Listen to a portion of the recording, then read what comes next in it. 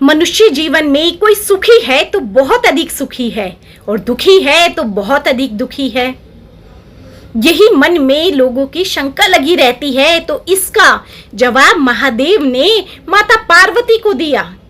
एक बार माता पार्वती ने भगवान शिव से पूछा कि महादेव ऐसा क्यों है कि जो सुखी है वो बहुत अधिक सुखी है और जो दुखी है उसके जीवन में और अधिक दुख आते रहते हैं।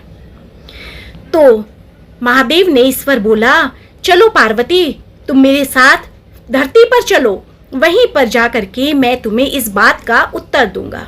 अब माता पार्वती महादेव के साथ जाने को राजी हो गई। अब दोनों ही जैसे धरती पर पहुंचे तो वे साधारण पति पत्नी के रूप में धरती पर अवतरित हुए। अब शाम का समय हो गया था, तो माता पार्वती ने कहा कि अब भोजन की व्यवस्था की जाए। तो भगवान शिव ने कहा कि हम साधारण मनुष्य के रूप में यहाँ पर आए हैं, तो इसलिए हमें भोजन भी स्वयं ही बनाना पड़ेगा। अब भगवान शिव कहते हैं, मैं भोजन बस बनाने की जो सामग्री है वो लेकर के आता हूँ, तुम चूल्हा तैयार करो। अब माता पार्वती सोचने लगती है कि मैं चूल्हा कैसे तैयार करूँ। उन्होंने देखा वहीं पर एक टूटा फूटा सा जर्जर सा मकान था, वहीं से वो कुछ ईंटें लेकर के आ जाती हैं और चूल्हा तैयार कर लेती हैं।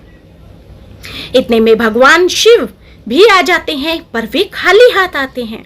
इस पर माता पार्वती कहती है कि महादेव आप भोजन बनाने की सामग्री नहीं लाए क्या?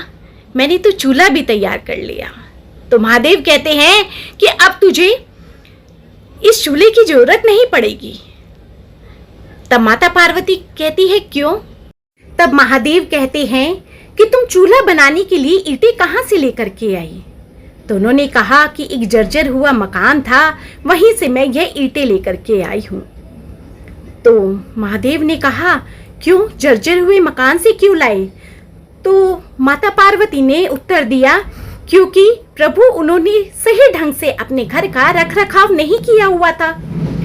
जो घर था वो टूटा फूटा था, वहाँ पे कुछ ईंटें बिखरी भी पड़ी थी, तो मैं वहाँ से यह ईंटें उठा करके ले आई। तो महादेव ने कहा कि कुछ सही मकान भी होंगे। कह रहे हाँ, यहाँ पर बहुत सुंदर सुंदर मकान भी हैं जो कि बहुत सुंदर ढंग से उनको सजाया गया है। तो महादेव ने कहा वहाँ से ले आते। तो उन्होंने कहा नहीं, मैं वहाँ से नहीं लाई, क्योंकि उन्होंने बहुत अच्छे ढंग से सुंदर ढंग से अपने घर का रख रखाव किया हुआ है। महादेव ने कहा पार्वती यही तुम्हारे प्रश्न का उत्तर है। जिन लोगों ने अपने घर को सुंदर बनाया हुआ है, उनका रख रखाव अच्छे ढंग से किया हुआ है, उन्होंने अपने अच्छे कर्मों के द्वारा हर जगह सुंदरता बिखेरी हुई है। वो आगे भी अच्छे कर्म ही करते जा रहे हैं, जिससे उनको उसका अच्छा ही फल मिल रहा है। और जो दुखी हैं वो किसी भी चीज में सफलता प्राप्त नहीं कर पा रहे हैं, क्योंकि वो उनके द्वारा किए गए कर्म हैं। अपने कर्मों के कारण ही वो अपने घर के भी साज सजावट भी ढंग से नहीं कर पा रहे हैं। तो यह सिर्फ कर्मों का ही खेल है पार्वती।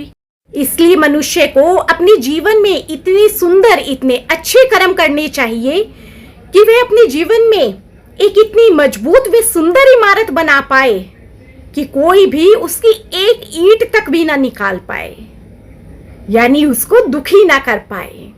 तो बहुत बहुत शुक्राना हमारे मालिक महादेव गुरुजी कि हम अपने जीवन में अच्छे कर्म करें और अपने कर्मों में मजबूती लाएं, साफ कर्म करें कि हमें कोई बुरा फल ना भोगना पड़े।